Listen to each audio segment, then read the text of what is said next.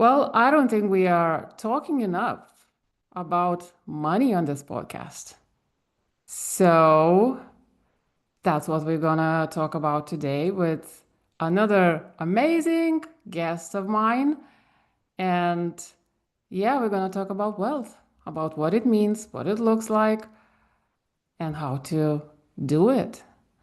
So tune in and welcome to the new episode on From Grind to Grace, the show for the alternative entrepreneur, the entrepreneur who is ready to flip the script, challenge the norms, and choose freedom first. When freedom is not a destination, when freedom is the path, because when you stop grinding for freedom and start creating a business that feels like freedom in the process, success just tags along for the ride. So that is the mission for yourself, for your children, and for humanity. And that's what this podcast is about. And I'm glad to have another sister from Lithuania with me on my show.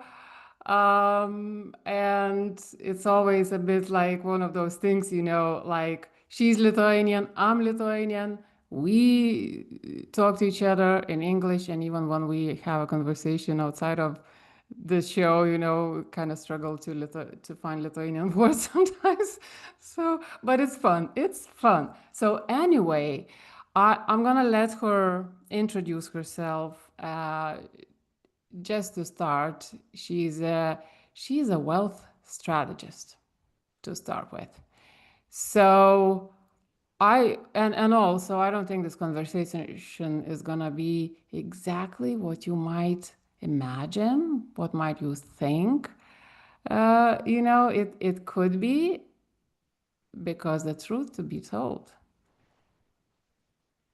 the society doesn't talk about money the right way for the most part. So I would like to unpack that a little bit more, but first of all, welcome, Agla, on my show. Nice to have you here. It's a pleasure to be here. Thank you, Edita, for having me. Yeah, so, as I mentioned, if you could give a quick intro about yourself for the person listening, for the context, that'd be great. My name is Egle Aleknaviciute, but you can call me Egle. That helps normally. And what I do is a wealth and purpose strategist. So I found that these words describe it the best because what I found is that money alone makes you feel empty. If you have a lot, but you don't know why you're doing or you don't feel it from inside, then it becomes just a chase. And on the other hand, we have a lot of people who want to impact the world and have purpose, but then we have so much conditioning and shame and guilt and fear, or inefficiencies, bureaucracy, different interests that there is no funding or no money. And I found that when wealth and purpose they come together, that's when this holistic, fulfilled life can emerge. So myself, I'm educated in international business and economics. I've also worked in the corporate world for years. I did financial strategic planning and I worked on transformation projects on IT and on finance. I always was very interested in change and transformation, and I saw how much resistance people have to change, how difficult it is for people to change. And that led me to also study the human behavior. I was also studied unconscious bias because there weren't so many women around me in finance. And so I wondered how come. So then I studied unconscious bias. And then I ended up working with subconscious beliefs, with energetic modalities that actually help people change from within and help people break those invisible limitations, really. So these are the mindsets, the energy, the feelings that we have that we don't always have control over consciously. And this is what I combine now, the financial strategy, wealth strategy, with energetic rewiring, really, real inner transformation to, in fact, people help change their lives. And I wish this for every person, but I'm especially passionate with working with women Because if you look globally, if you look historically, if you look statistically, I will not start naming statistics now, but they're pretty sad. There is a lot of catching up to do for women in terms of financial freedom. And this is what I now help people with, to find their way towards independence and sovereignty, emotionally and financially. Yeah. Oh my God. Beautiful. You know, you touched on so many things that I could turn into endless questions for you, you know, to keep going. And so it's I'm kind of struggling to find where to start, you know, but first observation obviously is that you are very qualified to talk about money, you know, based on your background. So that's very exciting. And then I guess the next question then I would have would be, okay, so how did you end up moving from that corporate system to doing what you're doing right now? And how would you compare the mindset, maybe the understanding of what money is on that side of things, and then in your current world? There are so many ways I can answer. There's never one story. There are so many stories. So let me name a few. First of all, that I always had this entrepreneurial spirit. So I wanted to grow and I wanted to move forward. My first business was a hobby on the side of my full-time job. I ended up almost burning out there. That's another story, from grind to grace. I learned a lot of lessons there, but I loved it. It was really a passion project. And so I worked in the corporate, and on the big projects, I saw how many inefficiencies there are. So there are beautiful goals, there are beautiful strategies, but when it comes to implementation, you see that really it stalls. There are maybe different interests among the team, there are goals that are not always aligned. And simply told, I didn't have so much patience when I saw that we can do it so much easier. I thought, why do we make it so difficult? And of course, this was my mindset through the years of persistence already. I have also understanding that for people, it is hard to change. But once you start doing it step by step by step, it becomes easier and easier and easier. It's not like you are there at some point. You always have challenges. There's always something new. But through the practice of moving forward, you get specific momentum. So for me, corporate world became simply too slow when it comes to change Mm. and transformation. So I had this purpose, really a drive to make impact that's bigger than being one small part of uh, something that moves relatively slow. Yeah, and so is there something that happened? Is there an event or some sort of insight or something that happened that made you aware of maybe the insufficient uh, perception, you know, about money, about strategies, about how wealth is created? Anything like how did that happen for you? Yes, and there are two answers. So on one hand, what made me decide to feel ready to really full time go in my own business was the last drop. So the last drop was not related to money really, because when you're working for corporate, it's a safe salary. So it's a good place to be. They call it also golden cage. I never realized, but only looking back, I realized that that's what it is. A comfort zone.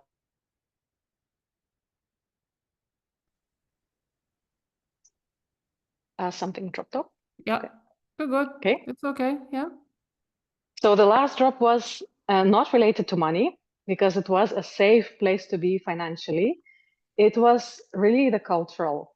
So being a woman in masculine environment, you also have to take some jokes, and people don't do it consciously, but there is a lot of research done that guys do it for guys as well, and guys do it for women as well, but people joke about each other in not a nice ways. when it comes to reaching their goals. And for me, there was um, Mm, actually someone who came who was less qualified, who was less experienced, and um, he felt there, yeah, free to just make jokes. And this is such an important topic that I find important to touch, because for years I was convinced, because there's also so much research, that this is just how it is, that it's okay, that's something you have to just deal with. You know, statistically, they show that women do so much more, even corporate housework, that's what's called. So at home, statistically, globally, women do more of childcare, dishwashing, and so forth. In companies, they do more of note taking, of coffee making, and so forth. And there is a double bind. So when you don't do it, you are punished, because that's a social oh my, expectation. I, Punished uh, I, I socially, cannot yes. contain, I Yeah. cannot contain how I'm feeling right now, hearing Yes. this. And my So, whole but body is yes. covered with goosebumps because this is the exact thing I am exploring right now, what you were just And saying. so, And I yes. say life, and so I'm sorry, yeah, I really, I'm dying to hear what you have to say to continue, but I'm saying, they're doing this invisible oath. You just mentioned invisible oath, the very core of my whole message. And I'm saying life, business, but you are saying in corporate too. Yes, especially. Yes. So what I noticed, this is very interesting, because when I said that no matter where you are, you have still problems. And what I noticed, that in every level, the problems, they are very similar. They just have a different form. So, you know, when you don't have a job, maybe you have being joked in the interviews. When you have a job, then you're being joked for the next function. And so what led me to study this unconscious bias, it's because I had this illusion, because when you're surrounded by educated people, and when you have a good salary, and when you have a career, that everything then is fine. But what I noticed, that we have these subconscious patterns, and they're often generational. So it's generation from generation from generation, and only 5% of what we think and feel daily, and as a result act, is conscious, and the rest is autopilot. So this is that's the power of our subconscious. And so we're running on this unconscious code. And why it's so important, because I told the story of my last drop was a little joke about the ladies on the work floor, um, but it's just the reflection from outside. Those beliefs, we have them from inside as well. And these are the beliefs that actually make us stay in the environments like that. So once we start changing the beliefs, for now, I will no longer choose for an environment like that, because for me it's a red flag. But back then I didn't know any better, Mm. because we grow, we see the models of our parents, they see the models of their parents, and it's actually, so we feel like the world has changed so much, and so much is growing, but really the codes that we have in our bodies, it's ancient, it's survival. And to survive, you have to be stronger, you have to be better, you have to be bigger. And joking is one of the ways to diminish others, or to put yourself above others. So these are all unconscious dynamics that we don't normally see. And And there is more, and I just can't, and there is more. Not only are we distracted from what's natural, like, I mean, and we are put in the position to take care of everything everywhere, but also now women have to also work, go to work, do the masculine thing too. You know, I mean, it's okay if it's part of your passion, part of your purpose, right? It's okay, but that's not. But the problem is that most people do it for money, for surviving these days, right? So it's just mind blowing. Thank you for talking about this in corporate environment, because I never, like, it was one of the things I didn't even consider until you said it right Yeah, now, so you it's know. unconscious. Yes. And what you hear Well, that a lot. unconscious, yes, I do say women. Women, well, okay, I talk to entrepreneurs, so right, so I realized that women don't see they are carrying invisible load. Yes. Don't see that. Many of them, right? But I never consider that it's actually in corporate too. It's crazy. And yes, I remember myself in corporate. Yes, we are creating containers, we are taking care of emotional, energy for everyone and all those things on top of all the, the direct responsibilities. Yes. Oh Yes. So my, it's everywhere. It's in every shape and oh form. my, that's why And it's so hard to get and it's run away from it. yes, and it's unconscious, you know. So for example, let me mention some statistics. So when we talk about founders, if you have I do believe that every person has a purpose and they have a calling. Like if you connect with your heart, there's a lot of science about coherence between heart and brain. And once you start activating the heart, every person find what fulfills them.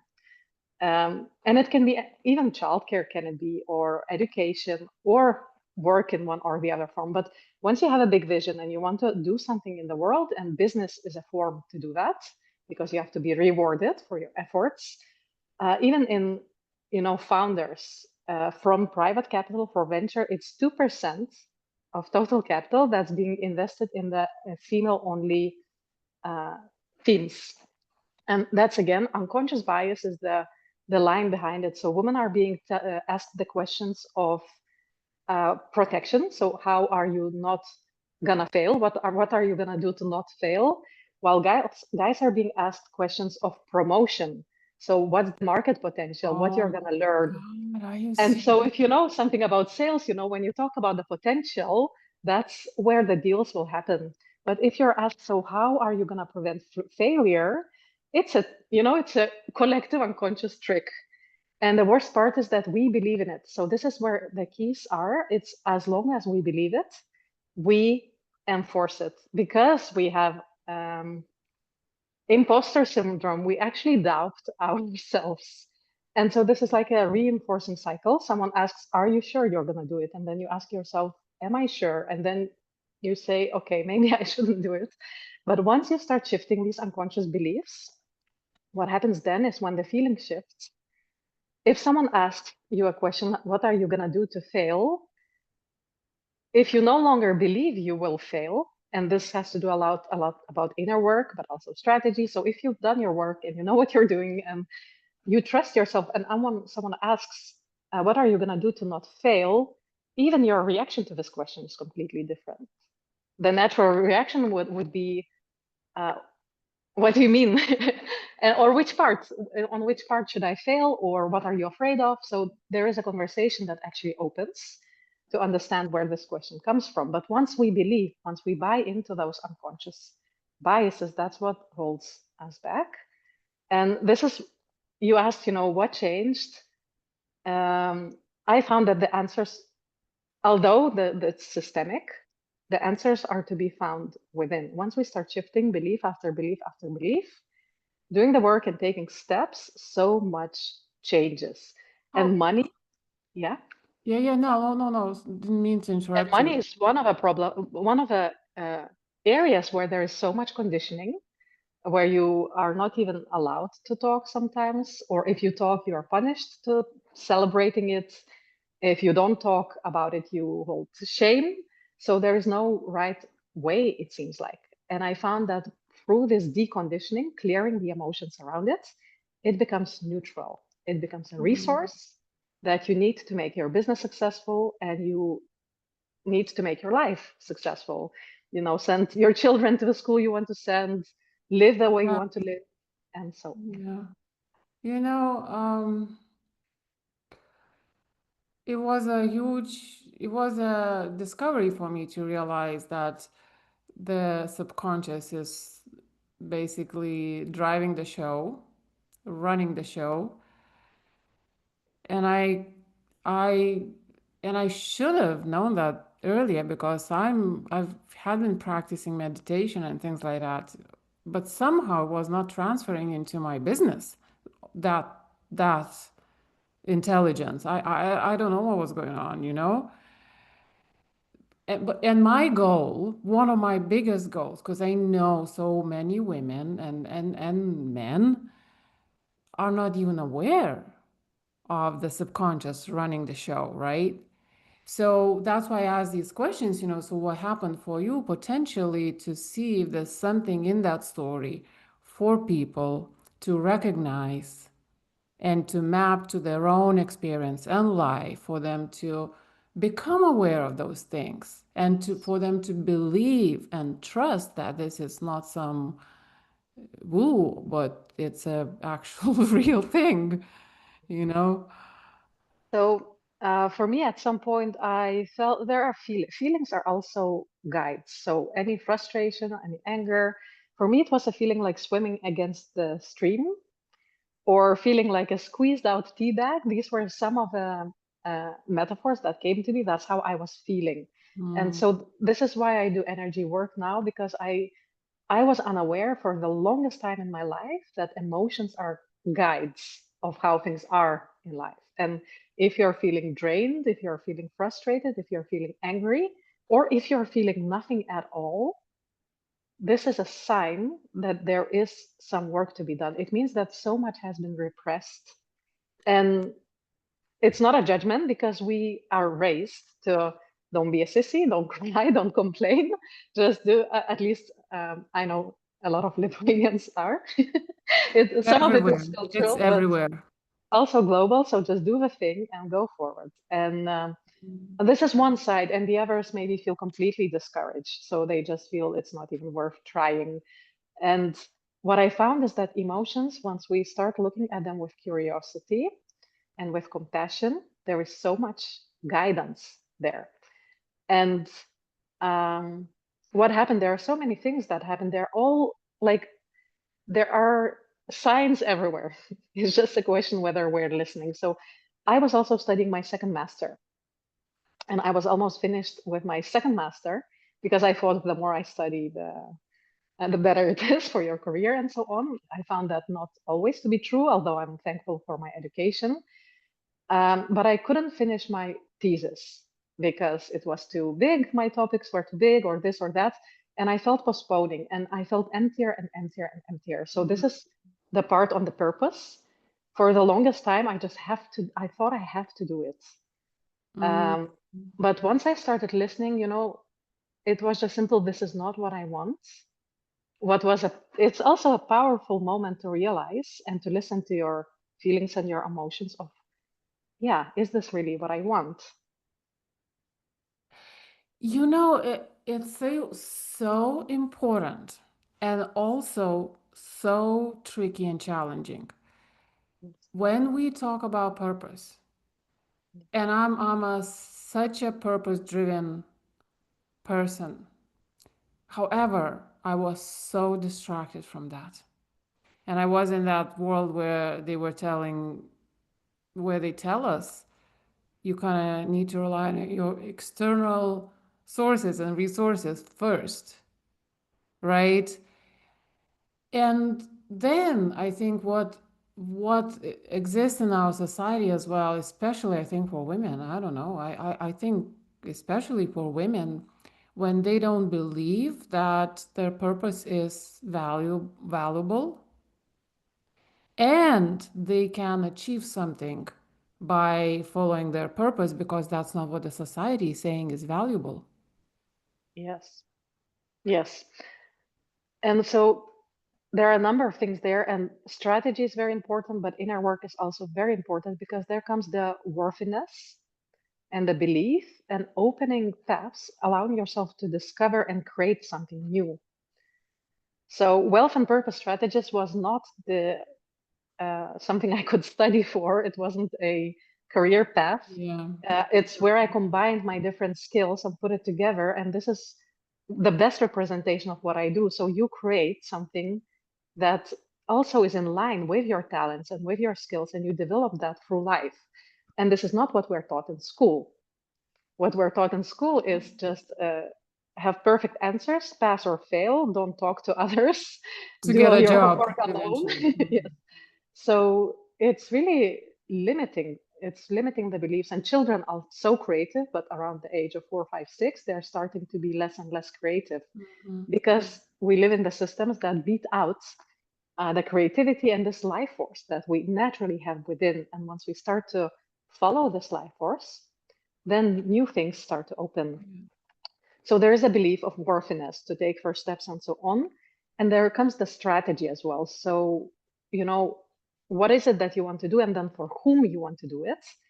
It will have different income uh, levels as well, or income representation. So there is also some smart ways to position your work that it actually brings in and that it brings in the value, that there is a fair value exchange. Are you working with people who are actually valuing that what you have to offer? Yeah. Can you talk the way that people can actually understand the value of what you do? And there are so many aspects. That's a product market fit.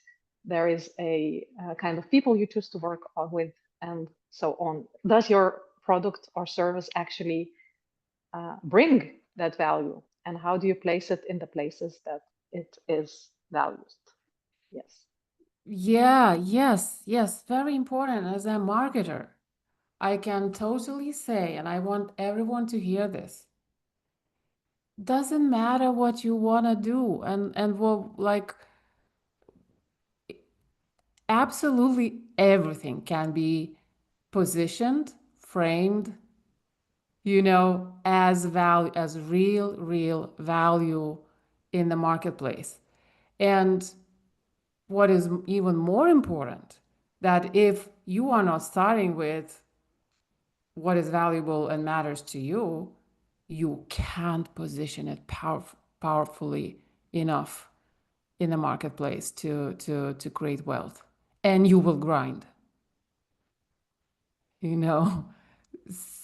Just then, like, that typical example, about how to sell this pen for 100 or whatever. You can totally do it. You can totally do it if you position it the right way, you know?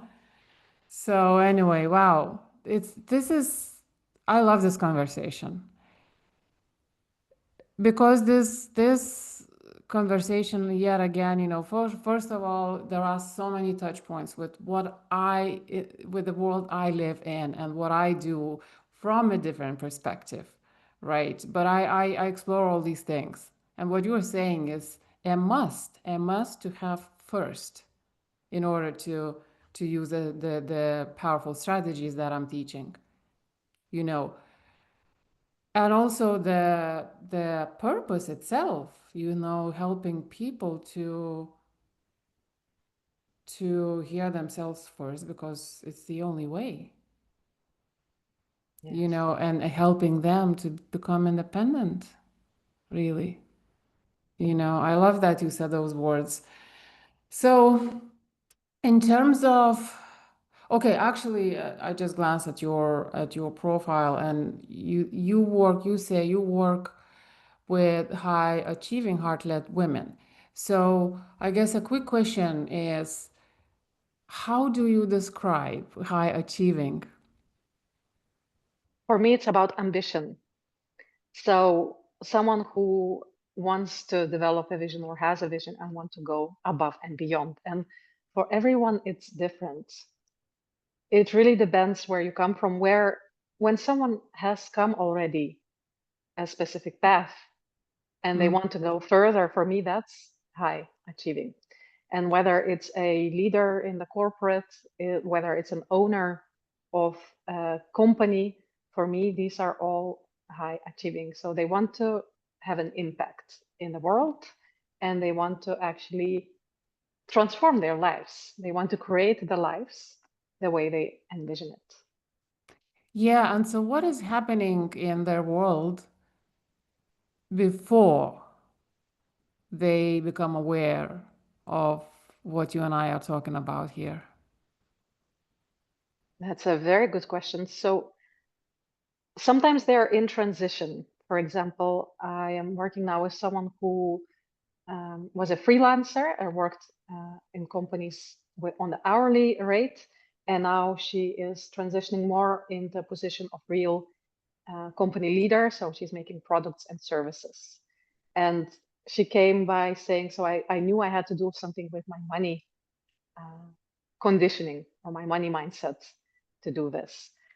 They worked very hard and that they know there is something different. They realize that for the next step, they want to go further, but they feel so much weight that they know something has to change for them to take that next step. Okay, and so, but okay, and then just to unpack a little bit more. And the reason why I'm doing again is like my desire is for the person listening that they maybe see themselves in this kind of situation and become aware that, first of all, there's something to do. Secondly, it can be done. It Yes. exists, you know? Yes. So, in terms of the, I guess, the psychology maybe of this person before they become aware of these things, you know, the psychology, or maybe this also the struggle, what their day looks like, not, you know, in broad terms, not necessarily with too many details, you know, but in general, well, and maybe the sort of like the struggle in their life. What are they going through really? And how, and you know what? And most of all, maybe, how do they perceive themselves? So, okay, this ties back to that high achieving. They feel they're carrying a lot of load on their shoulders. They have a lot of weight, and they also might feel triggers from outside. So, either frustrations or indeed lack of energy despite working hard, Mm, not feeling that yeah, fulfilled? despite working hard, they don't feel that all the effort is rewarded. Mm, They don't feel that all that they do already is coming back to them in the same proportion right. other ways. So they feel that they're putting in more, that it's coming back to them, whether financially, whether in terms of appreciation, whether in times they have time for themselves and the way they see themselves. So this is not what we culturally talk a lot, and yet it's global. Most of the people feel unworthy. So they don't feel good enough. They feel it's not for me. Maybe they feel nothing can change. And yet I work with people who maybe don't see yet how, but Mm, they're ready. They know something with it just takes something within to know that there is change right. possible and I'm ready to change. That's the only thing that's necessary. And Okay. then how? It's just the openness and trust that's needed because the modalities I work with, it works with everyone. So I took all this corporate and change environment, and then I had the drive to explore so much to find the modalities that actually work for everyone. So all that you need is this enough feeling and that I'm ready for something different.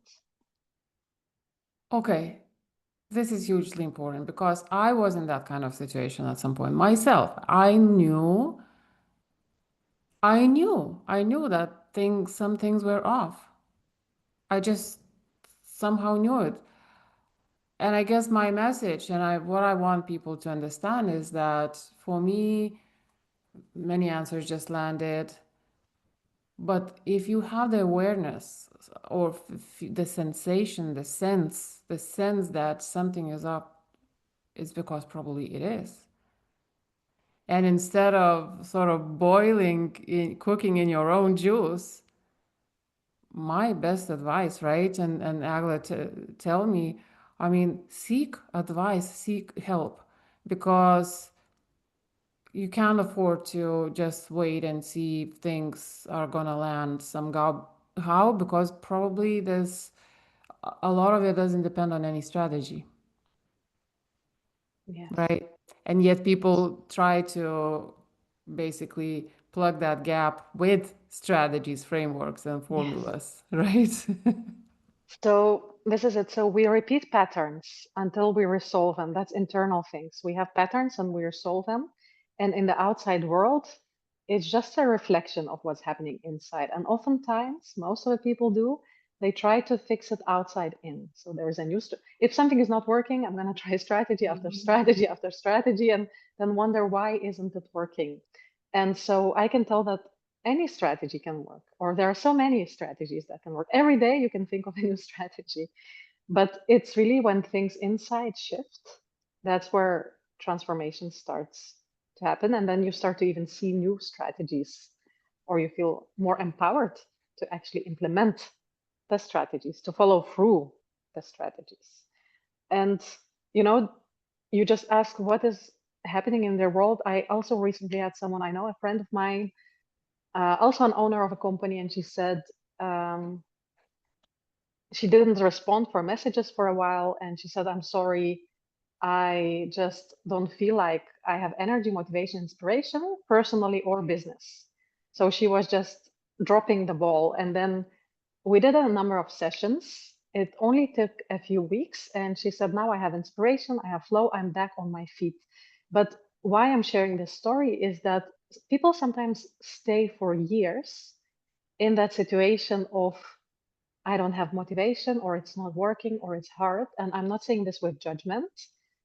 I'm saying this just that because there are ways to shift that, very effective ways. And then it's a step after step after step. Huge transformations are possible, really life change. Yeah. Yeah, yeah, very true. I mean, I I thought for quite a while that I needed to resolve this all by myself. I knew I couldn't pinpoint where that essence is, and I knew I wasn't in my power because I wasn't, connected with the essence. But I didn't know where to find it. Then it happened for me. But I think it could have happened much, much faster if I sought help. Problem was though, and again, maybe let's chat about this as well. There didn't seem to be a solution because I was surrounded. I was in the world of logic, was in the world of logic. I did not even know that different coaches existed, different modalities existed. I was in the world of this conventional personal development, which served me to some extent, right? But also, I think it kind of pushed people into this misalignment as well. Yes. What I help people with is as well find you spoke freedom or independence, but it's also leadership. So listen to the deepest calling, really, the deepest knowing from within what's right for you, because around there is so much advice and noise, but it's not always right for you. And it's so easy to get distracted or look for solution outside. And I found that the path is getting stronger and stronger from within, not from the ego, not from the blindness. Don't tell me I know the best, but it's just deep inner knowing, this calm and peace of what's right for you and about your path and so on. And it's not a straightforward one because we do have self-sabotaging patterns. We have avoidance. We try to hide maybe from what has to be done, or maybe we're afraid to speak up. And sometimes it's hard to discern whether it's just fear protecting us from change and growth, or whether that's something that's not right from us. So this different voices within, the ones of intuition, the ones of fear, the ones of doubt, there is so much information in our inner world. And so this is the part of this leadership process, to learn to listen and to create the world from within. Mm, leadership of yourself. Yes. Yeah. And so I guess, again, the message is that all sorts of fears, imposter syndrome, avoidance, they are symptoms. They're not something to push through. I mean, they mean there's a deeper problem that when you solve it, many of these things just go away, right? Yes. Yes, yes. So with everything new, it's also normal. So when you are taking a new step or doing something new, it's normal to doubt. And yet your doubts, um, you can release them and then take steps forward anyways. So it's not an illusion that at some point you have no more emotion, but it's a process of resolving the darkest ones to move forward and then create that what you Mm. desire or what you envision in life, whether it's for yourself, for your family, or for your community, for your clients, for the world. Yeah. Is there anything specific people can do to uh, to unpack their purpose? I have to say, for a long time and even now, I mean, I feel it. It's almost like it's illogical, Yes. right? So the question is, I don't know. Like I do certain things with people when I work with them, right? But is there anything specific that can be done? It's very it's so intangible, Yes. right? So a lot of people imagine purpose. It's like a job title or something that's black on white and you have to search it and you have to find it. That's not the case. The purpose is something you craft and it's in the moment, but it's about following the impulses as well. And oftentimes we don't do that because we find it's okay for children, but as you grow up, you shouldn't be stupid. You shouldn't do crazy things. You need to be logical. You need You to make shouldn't sense. Yes, you shouldn't take dancing classes, you shouldn't take cooking classes, but because what if you make a mistake? But you find your purpose by actually exploring and doing that what lights you up. And Mhm. then doing more and more and more of what lights you up. This is how you craft your path. And again, it's important to discern lights up is something different than keeps you in the comfort zone. So if you've been cooking for years, um, Mhm. it's important to see is it coming from your heart and you're getting pleasure from it from inside. Would you do it even if you would not no one see and no one would pay you and no one would appreciate it? Would it still give you pleasure, or is it just something that you're used to doing and you think nothing else will work, so that's the best you can do? So it's really from within, learning to listen what Yeah. this feeling of light up. Yeah. Yeah, would you do it anyway, right? Would you do it anyway? That's, I Yes. think, what we are trying to find, right? But Will it give then, you pleasure anyway? Yes. yeah, yeah. And also I wonder if you find this as well. So much of that wisdom and answers around your purpose is in your own story, in your own experience, in your own Yes. breakthroughs and struggle. Struggles as well. Yes. Your You biggest know, struggles are also often the answers. Yes. that's it, right? So, for example, if I'm on the path, like if I resolve the, even let's say, okay, even not even feeling off, like even having this sense of something being off, becoming an expert of strategies, marketing, sales, and whatever, being I don't know, like at the top with all the information and the knowledge that I have, and still feeling that something is off, right? And then coming out of that as well, like that is part of my purpose now, teaching people about that, you know, Yes, that's that's beautiful. Yeah. one example, right? Of how you can find your purpose. Yes, and this I resonate completely. You asked what happened, how do I know? So when you feel something is off is also one of the signs. I felt also specific emptiness in the corporate job at some point. Of course, it was motivating, it was interesting, and at some point you feel there is something more. Yes. Yeah. And the craziest thing about this is that even though, and you mentioned that word as well, even though I became an expert, I still didn't feel worthy, Yes. which Yes. is like, and I kept telling myself, what the hell is wrong with me? Yes. You know, all these people are doing this.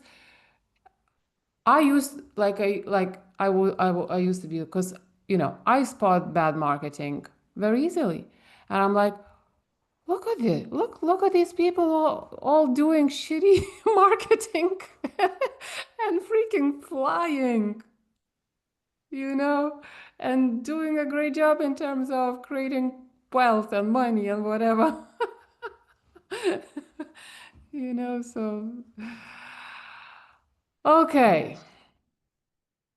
This is very common. Yes. Yeah. So we think that something from outside, a title, a job, a position, an amount of money on the bank account, even, we think that if we're there, then that will be it. But oftentimes it's not the external that needs to shift to feel that fulfillment. And I maybe this is gonna help somebody. My experience with, so okay, I was taught by coaches, okay, you don't just want money, you want money to do something else. And I was attempting to think about it in this order, basically.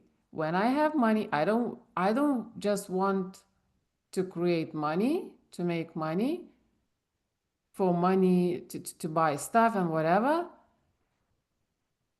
In my thinking, it was like, when I create money, then I'll go do these beautiful things, help the family, Mm. help charities, I don't know, whatever. However, it wasn't the right order. Yes. The right order is, I am going to help the charities and and the Yes. society, whatever, in order to make money. Not when I make money now. And yes, of course, then you do other things with the money, but first is Yes.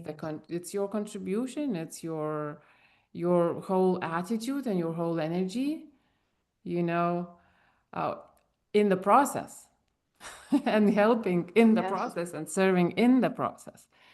So that was another very powerful insight that landed for me, you know. On which note, let's talk about money and wealth. Yes. So how do you define wealth? For me, wealth is holistic.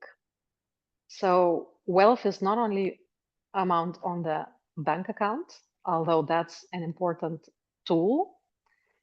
It's also about your health. It's about the time. It's about the relationships you have with your family. So it's the whole package.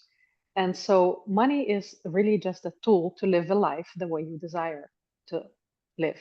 And so true wealth for me is the ability to live your purpose, take care of yourself in all the ways, mentally, emotionally, physically, energetically, and to, radiate that to outside world too through the impact that you do. This is how I understand wealth. And it's also long term. So, especially on the financial side, is having a long term vision and strategy, because that's the only way to wealth. At some point, you have to learn also to take care of your money, like you take care of your garden or of your plants. It's something that you have to pay attention to and have uh, also relationship with. So a Mhm. lot of people have unconscious relationship with money, and so once you start to do it consciously, then you can uh, grow it and allow it to fuel your life and your goals. Again, many different questions, but let's start with this one. So you mentioned, when you become conscious about money, your relationship with money, what does it look like? What does it mean? Okay, so like in any relationship with anything, and with relationship with life, relationship with yourself, in a relationship with money, we have all kinds of emotions, and emotions is what drives the behavior. And so the way we spend, what we buy, when we buy, how we buy, the way we invest, the way we make money, there are all the emotional patterns behind it. And so becoming conscious is this deeper why, starting to see and understand why is it that I'm doing what I'm doing? And then choosing, is this what I really want to do? So this is the identity part. Who am I in this process? For example, um, I had someone who said, I just can't receive. And a lot of people have that. If someone tells you a compliment, you say, oh, you shouldn't. And the same with money, you maybe not feel worthy. And it will be hard then to grow wealth if you can't, with love, open yourself and accept whatever is coming your way. So there is this emotional wall, maybe resentment or unworthiness, or maybe guilt or shame, or you think you will be manipulated, or these are all unconscious patterns that don't allow to receive. And then what we do with money is also very, very emotional.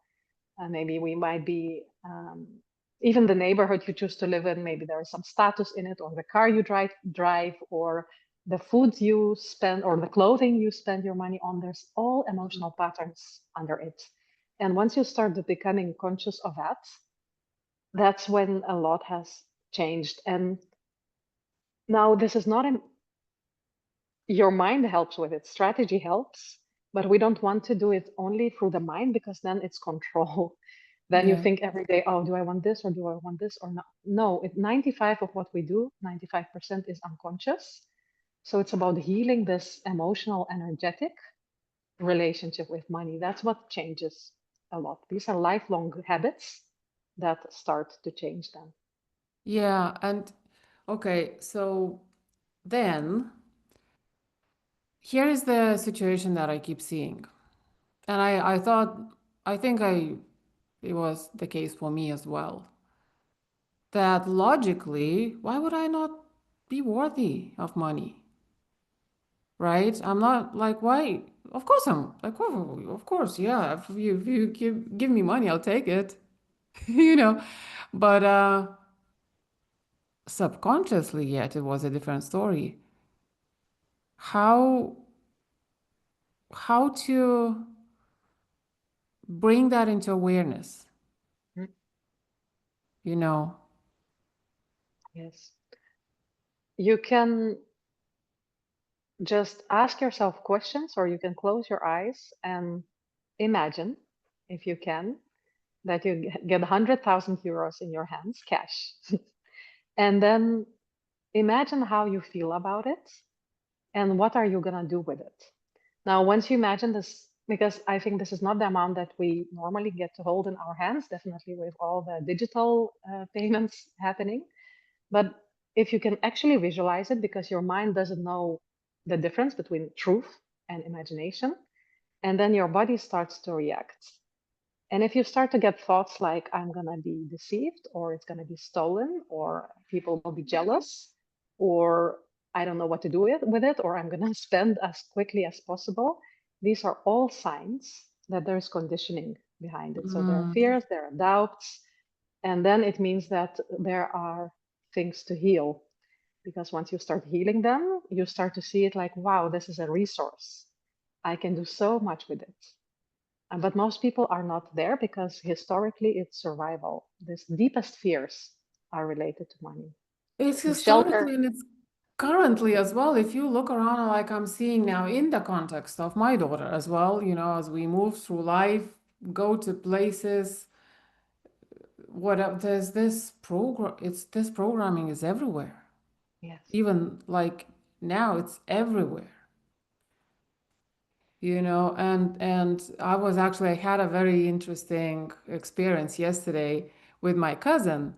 He has a job, he's in IT, and it's all good and good job, and but obviously they not, he doesn't think or talk about money in the same context, so it's different. It's cool, it's understandable. But yesterday he was visiting here and he was telling me about some show on Netflix that he was watching, and the series was, I can't remember what it's called, but basically about maybe investors, millionaires, whatever. And he said something. really cool. I was like, oh, he said, you know, and I was telling him about my what's going on in my world, that I get have these opportunities and I need to. I was asked. I have a task to create a pitch for 2 billion years, which is like landed like just a few ago, 3 days ago maybe. So I was telling, and I was like, what? I didn't know what his reaction was gonna be, but he started telling me about that show, and he was saying, oh, well, yeah, a billion is hard to perceive, but a million, I was watching this show, and they just kept showing, waving these notes everywhere, whatever. It somehow became normal. It's Yeah. just a number, you Yes. know. So I was like, whoa, that's so cool, such a cool transformation just by watching a show. It becomes normal, yes. And when Yeah. it becomes normal, you have to start having new thoughts and new ideas. If you have 1 million euros, you act hopefully different with money. Then you think, okay, so what do I do with it long term? And once you start bringing these thoughts to now and start looking long term, that's when transformation starts happening. Yes. Yeah, yeah, and yeah, normalize it. I guess one of the ways, and I'm embracing that as well, going to up leveling in terms of what I buy, what places I go to, what I wear. All of that compounds. Do you recommend those things to your clients? Yes and no. So there are two sides to it. There is energetic and there is strategic. And I always suggest to look both. So from Yeah. the energetic perspective, it's important to heal this relationship, that it's okay to receive and it's okay to feel good. From the strategic perspective, we want to keep the mind on as well, and then keep those two in check so that we can and enjoy what we have and be building for the future. So um, this is why I say that, because I feel, as someone working with finance, I feel responsible to not advise to people to just spend as if they have 1 million before they have 1 million, but indeed energetically, it's important to get used to actually, yeah, thinking long term and seeing what you truly desire, and then allowing yourself to create your path towards that. And then the timing of that, when you allow yourself to do that, is very personal. So if someone has a family and is a single mother and has a lot of bills to pay, um, it's going to be a different path than there is someone who's single, who's running a good business, and so on. So it's very personal. Totally agreed. And it can get very confusing. How can I level up if I don't know how I'm gonna put dinner on the table? But I but there are so many ways to do it, and I'm like, obviously I'm not gonna spend money on things I don't need, right? And I'm not gonna spend beyond my capacity. But what I've been noticing in people, that they don't even spend within their capacity. Yes. They just go But for the cheapest option, because not because they can't buy a better option, but because it's in their mindset. Why would I buy something more expensive if this cheaper thing exists? so it's, do you value yourself? And so when you value yourself, you dress the way you Exactly. actually value and love yourself. And then it ripples. So there is the way of leveling up before you are there, is like, when you love yourself, there is the intention that's really important. Do you dress because it's valuable, because you feel good in it? When you feel good in it, you're better in making business deals maybe. And then also people look at you differently when you are wearing something you feel good in. So there is this energetic effect, definitely. Yes. Exactly. Yeah. And for me, one observation was, at some point, okay, so at home, I don't care. Or the way they say, just do you. And I was downloading some of these videos from Facebook. And just doing me meant to me back in the day, at some point at the start of my journey, was like, I don't care about my hair, I don't care whatever. And it was going to be authentic and whatever. You know what? It's not. My mindset changed since then. Now I want to be presentable, but not obviously in performing purposes, but for the energy purposes. It's goosebumps. This is such a beautiful story. And so this is how it works with our beliefs and all. This is what you had that was necessary for you to take the first step. And so in every step that we take, there is a new thought, new belief, new something that drives again to take next step and so on. So it was so important that you actually took that first step, no matter how you looked. And then it's so important that now, where you're in another place, that you actually allow yourself to look presentable. And when I talk about these hints and purpose, it's actually allowing yourself to feel what you feel and Yeah. to do what you feel called to do, and actually give yourself the validation that that's the right thing to do for you. Yeah, totally. And there are so many little things we can do to reinforce self-worth, including maybe not wearing that robe all day long, even at home. Maybe I actually, maybe a couple of weeks ago, so you come to the wardrobe, we have a walk-in wardrobe here and whatever, so you see everything at the same time. And I'm like, okay, so today I'm gonna be at home all day, so let me just, I'm like, no, you know what? Let's choose something nice.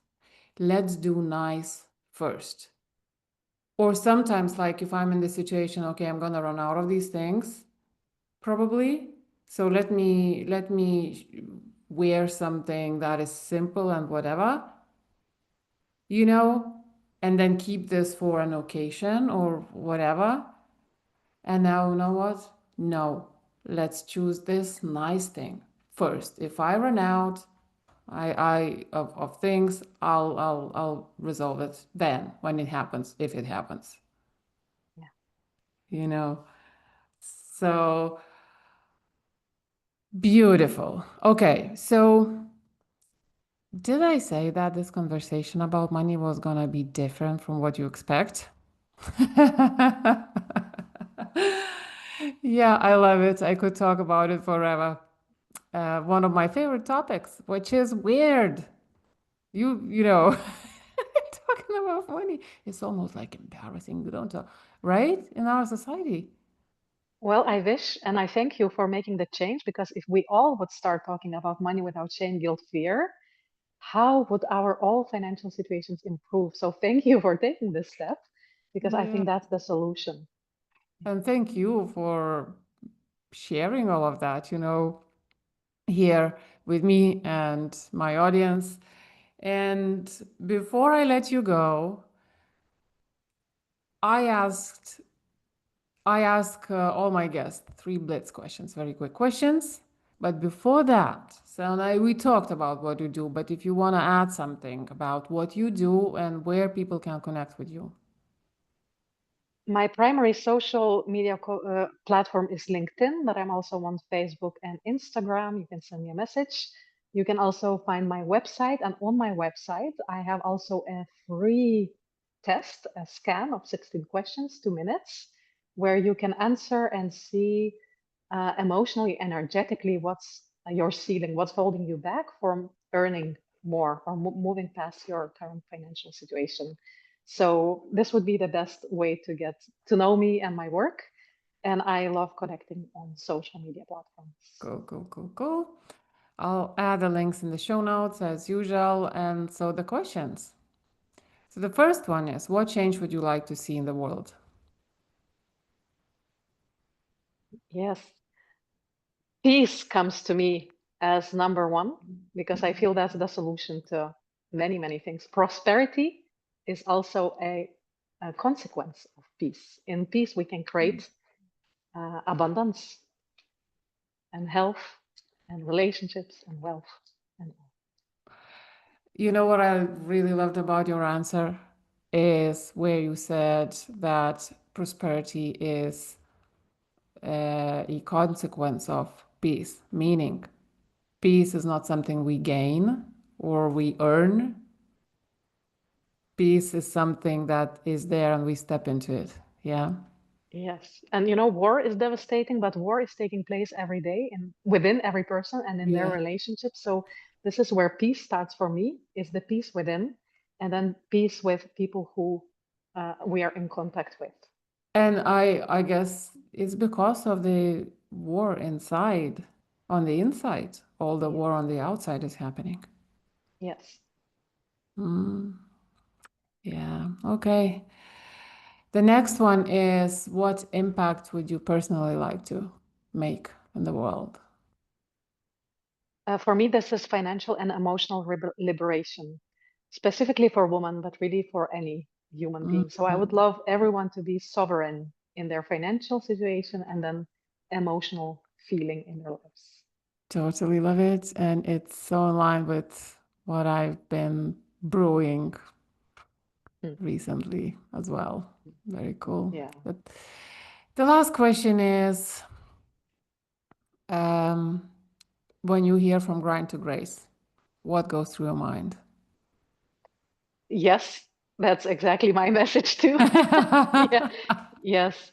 So that we can move from survival, from the grind, from the hard work, from the hustle, from the really war with ourselves and environments to the creation. So for me, this is consciousness and awareness and creating that what we desire in our lives.